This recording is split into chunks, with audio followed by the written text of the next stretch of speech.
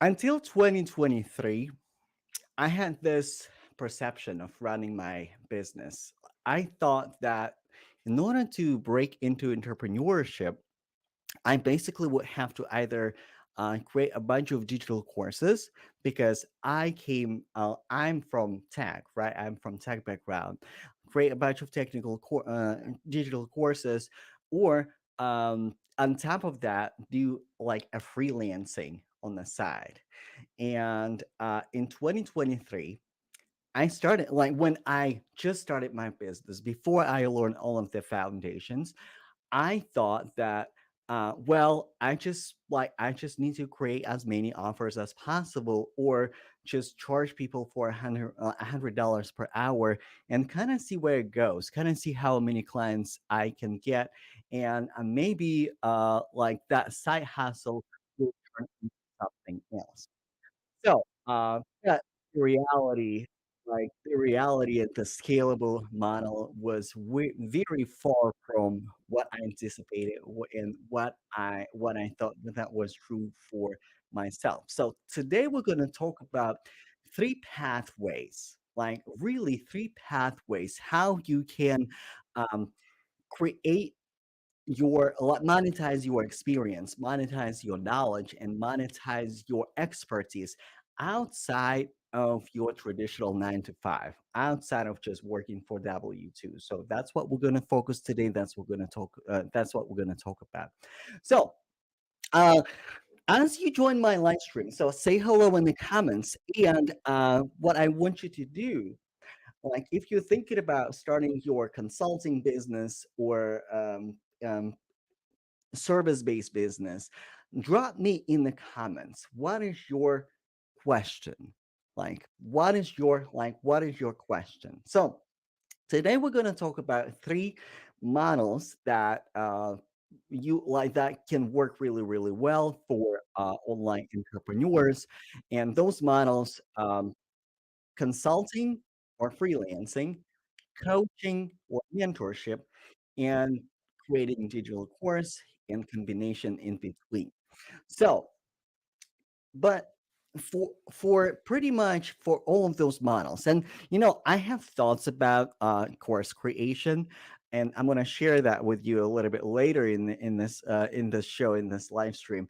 So but for all of those models, whether you are a consultant, or whether you want to be a coach, whether you want to be a mentor, provide educational services, be like a very like it's very important to get the kind of fundamentals down.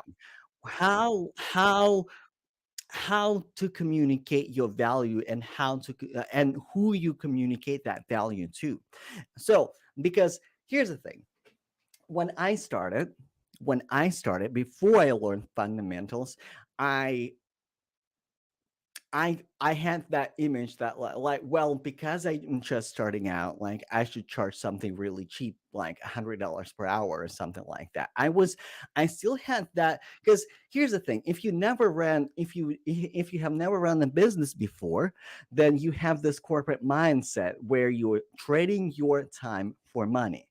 When you're trading your time for money, and it, when you are starting your own business, it's really hard to get out of that mindset. It's really hard to get out of that mindset when you're not trading your time for money anymore, and but you are rather, you're providing an offer, you're creating a value, you're creating a service, you're creating a product, and people pay not for your time, because people don't pay me for my time. This is the first like epiphany that I had. People don't pay me for my time. People pay me for my services. People pay for the value I create.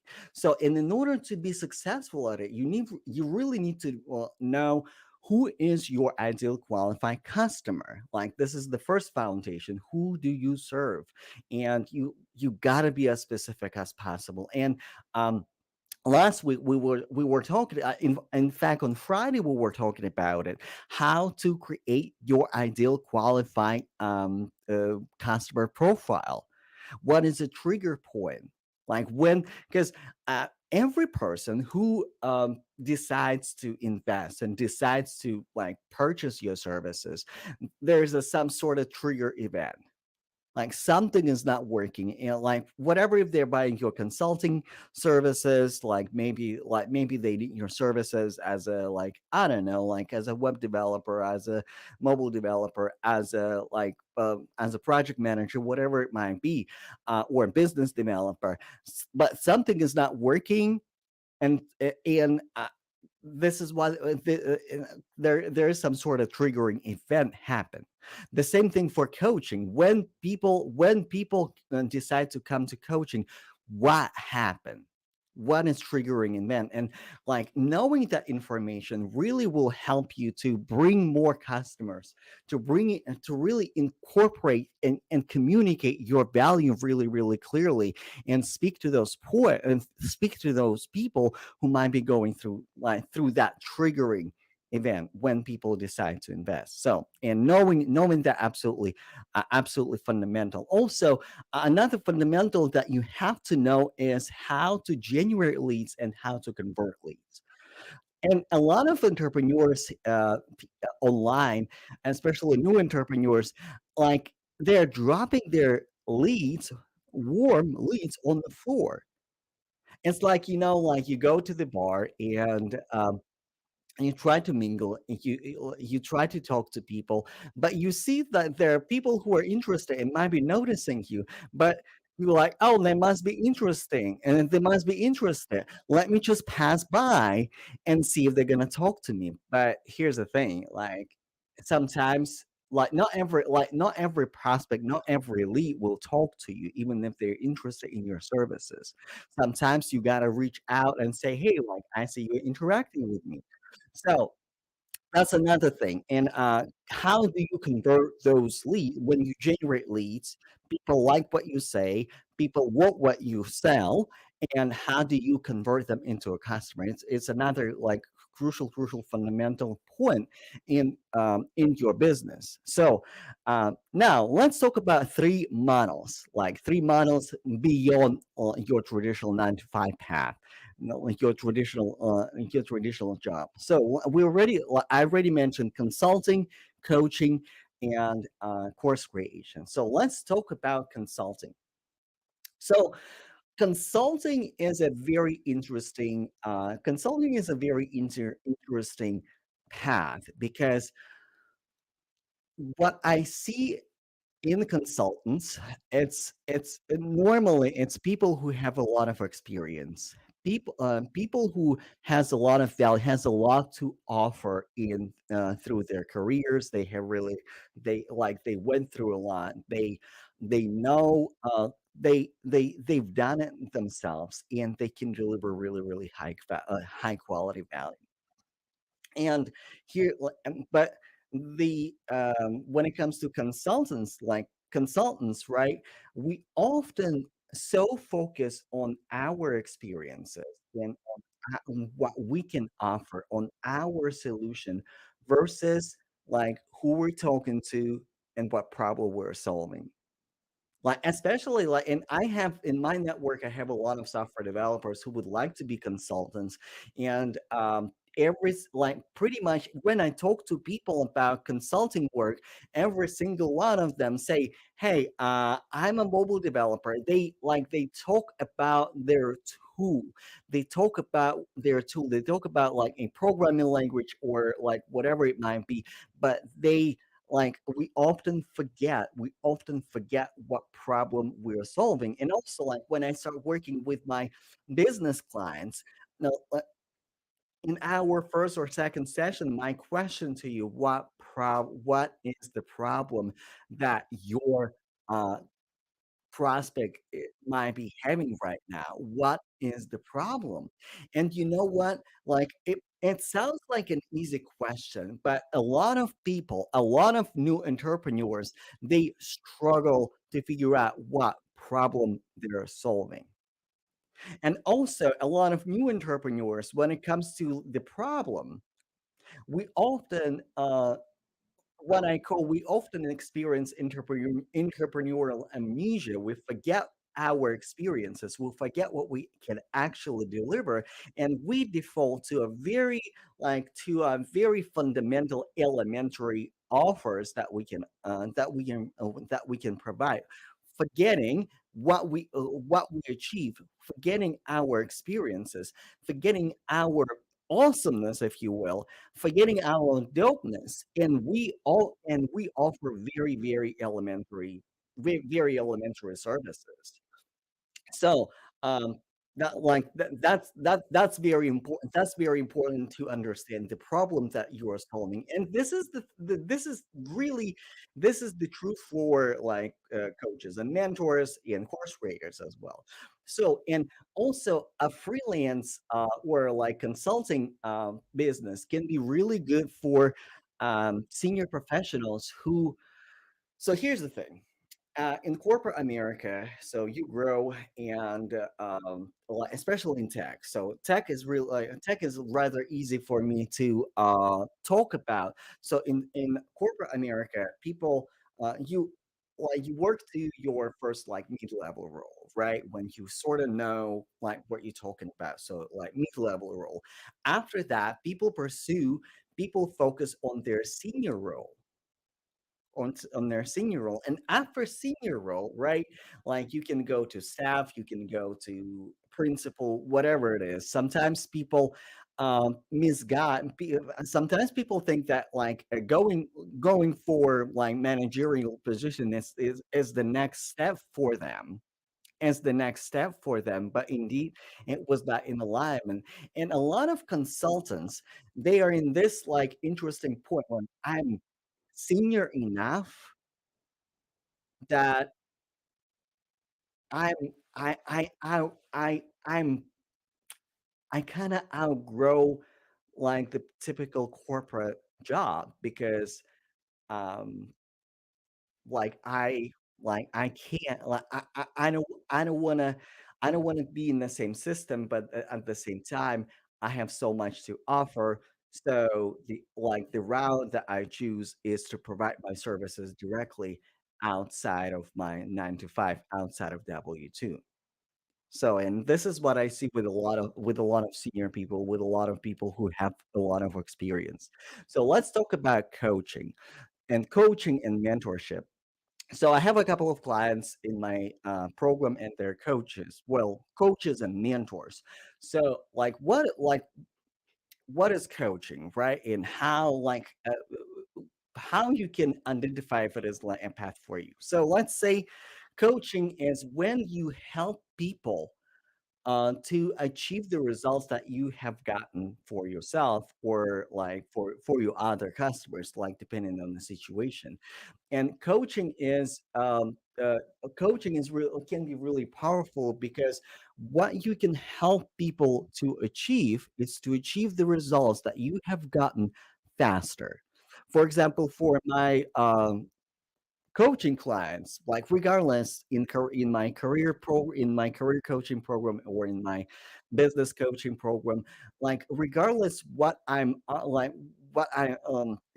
clients I'm working with, they achieve results faster, because frankly, for my coaches, for my business coaching clients, I'm a little bit jealous of them, because I wish I had a program where I would get all the necessary fundamentals in one program, instead of really going through several of them, where I would get my fundamentals, where I would get my support, and when I would land my first customer or customers, and I would start working towards working towards better, like getting better at my value articulation, and have everything that I need at this season of my business, versus like getting like everything and anything and everything.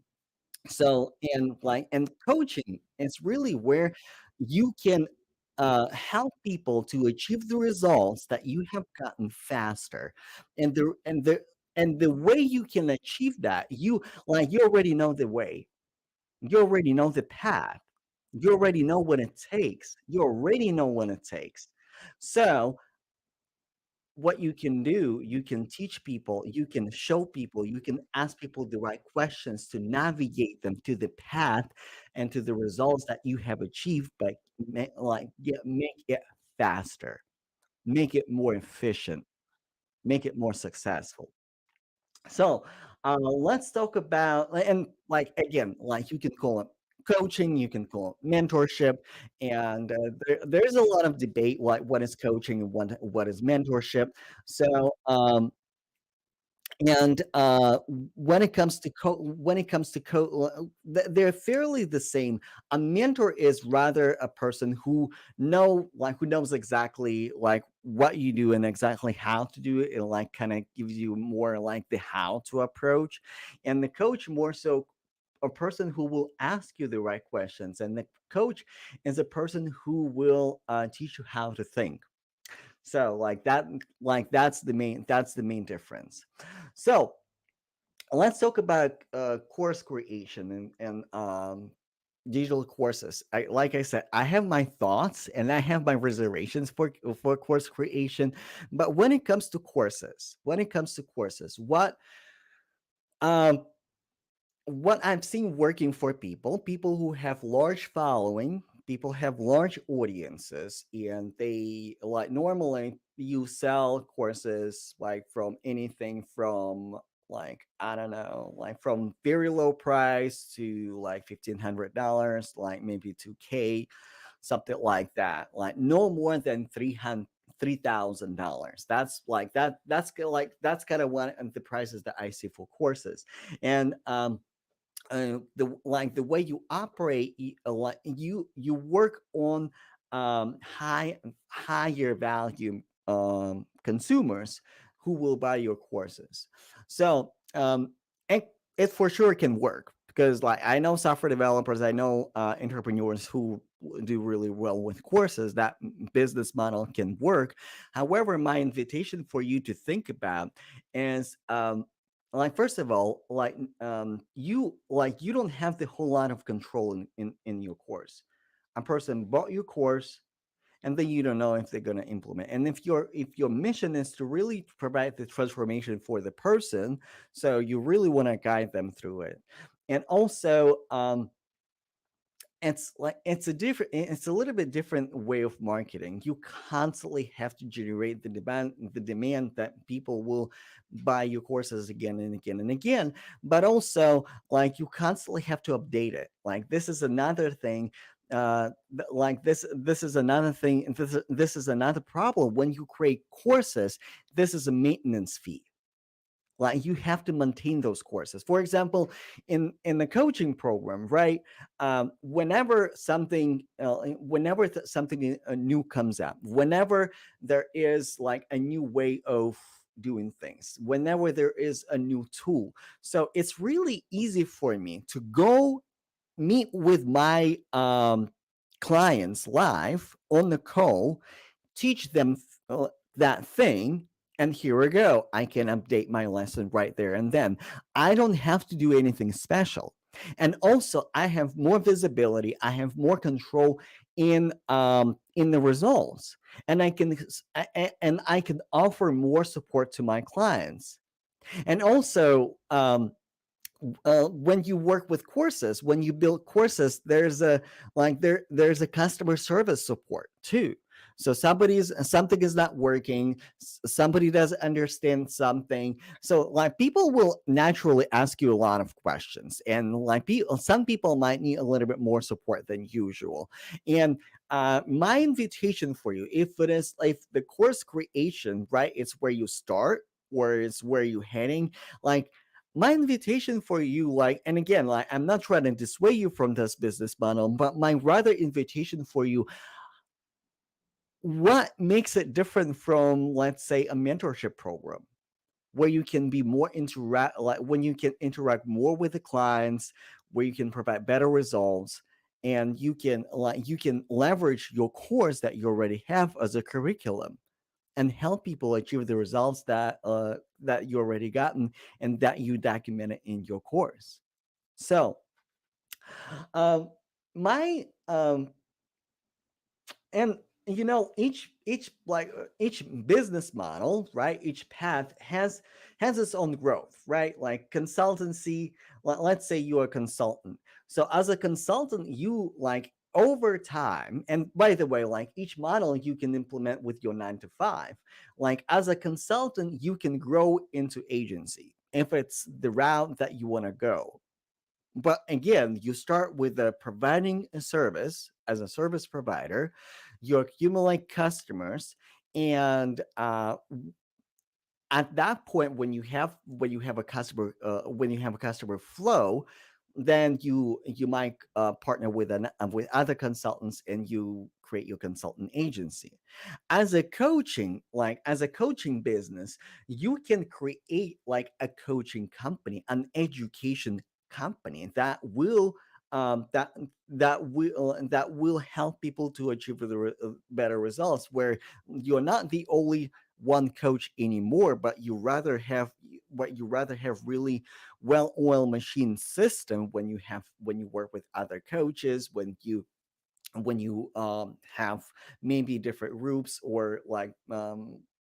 or something like that. So you can work that, and you can work like that. And when it comes to course creation, you can go very big.